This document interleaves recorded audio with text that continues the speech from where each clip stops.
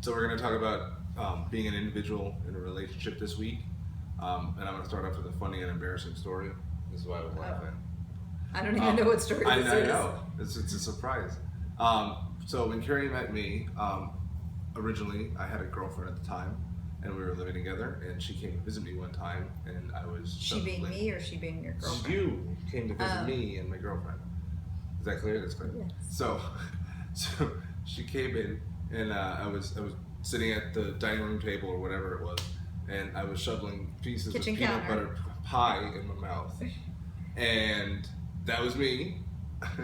As an individual, I think I had my Dolphins hat on backwards because I was just, I don't know. By shoveling, he means literally. Literally shoveling. I asked her if she wanted some, so it was nice. And I said no, thank you. That was good.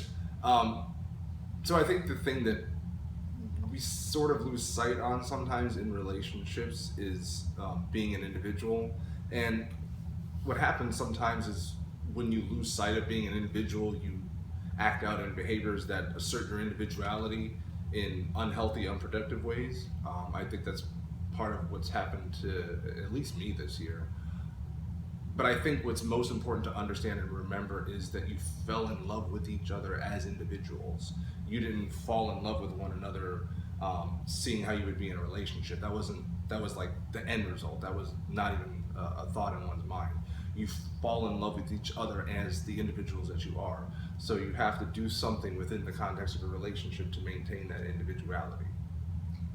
So in talking about this topic, a story I have, Richard used to go to happy hours fairly regularly at one point in time. Once or twice a month, yeah. Yeah, right after work. So obviously I work from home, and originally, like at that time, I had both the kids at home with me, and I would work. So when 3-4 o'clock rolled around, which is when he'd come home from being a teacher, I was freaking exhausted, and I wanted my time to separate from the kids, kind of hide in a bedroom or whatever it is. And so when he went to a happy hour, if it was right after work, we're talking from, let's say, 3:30 to even just 6 o'clock if he was gone. That's an extra 2.5 hours I had to sacrifice of my time when I felt like I was going to lose my mind. But Richard needed his time too. And I couldn't say, well, you're out of the house all day long, you're not here, and that counts as time away, because he was being productive too, just a different type of productivity. So I had to learn how not to be selfish so he could be himself, essentially. And vice versa too. It's if Carrie wanted to go out and do something all by herself, I couldn't look at it and say, well, I was at work all day, now I gotta come home and take care of the kids. Well, you get to go out. Like, that doesn't work, and it doesn't work when there's no babysitting, and so you have to allow each other to be individuals. I think within certain parameters, and we're gonna sort of talk about that a little bit. And it's very easy. Like, I still, let's say I've gone out 2 times in a row before Richard's gone out again. Like, I will feel guilty about it. And I have a tendency, and I will admit to this, if he's gone out, let's say 2-3 times in a row, and I haven't gone out, I may be like, hey buddy, you've already gone out twice. Like, I may get an attitude. That has happened many times. Because it seems like it's unfair, but it could just be a matter of circumstance. He got invited to someone's party, and then a new movie came out, and then there was a Dolphins game with a free ticket or something. Right. Like, it's not necessarily something that we chose for that particular week. Just reinforcing the idea of the importance of this. When you start a new relationship, falling in love with each other as individuals, you have all these stories to share. And I don't know if any of you have ever met or watched How I Met Your Mother, but one of the sort of tropes in that story was this idea of what happens when you run out of stories, what happens when you know everything about another person. So without having those times where you allow yourself and each other to be individuals, you run out of stories to tell. And so that doing that sort of helps to re-energize the relationship. You remember what it was that you fell in love with about the person as an individual. And Richard actually made this point also when we were discussing this. So, thinking morbidly, if something tragic happens and you've existed for so long as just a part of this relationship and not as an individual, then what happens? How do you go from there? How do you reassert your individuality? How do you remember what it is like? Are you even going to be able to do that?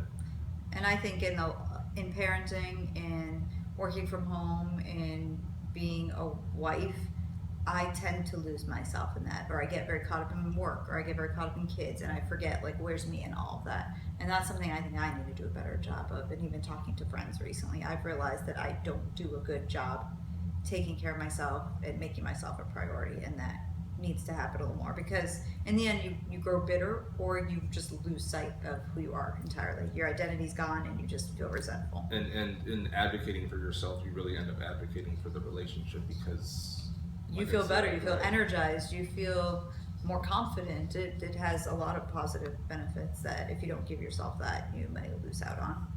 So now, reasonable boundaries. So, pretty simple. Keep your phone nearby. You go out, keep your phone nearby. Make sure it's charged. Bring a charger to work that day if you know you're going out later on. Charge your phone while you're taking a shower and getting ready if you're going out by yourself that night.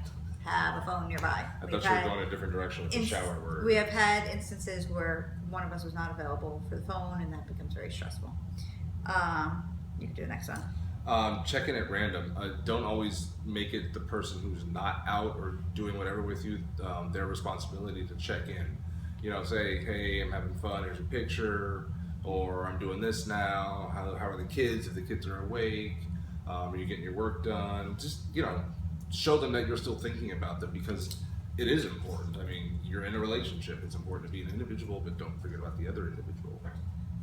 Okay, we set this after Richard kind of maybe broke this rule a little bit, but 1 drink per hour. If you're the type of person to go out to happy hour or go out drinking on a Friday night with friends, 1 drink per hour was a reasonable rule for us, because sometimes we're not always the best at self-monitoring while we're out drinking, and we can't always trust the friends we're with to monitor us.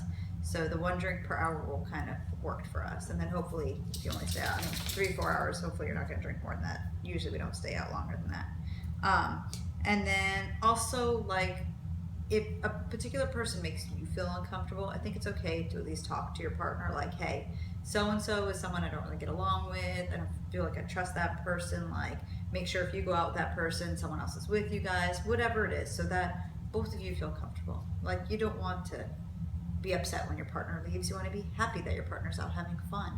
And that's hard to do if it's a situation that makes you feel really uncomfortable. And when they return, you want to share in their excitement and make sure that you are doing a good job letting them know that you're not just okay with them going out, you're encouraging it. It's you Right. want them to be who they were, who they are, who they've grown to be, because you love them then and you still are in love with them now because of who they are as an individual. So those are our ideas. I hope you have some you could share with us as well. Yeah, please do. Okay. Thanks. Good Bye. night.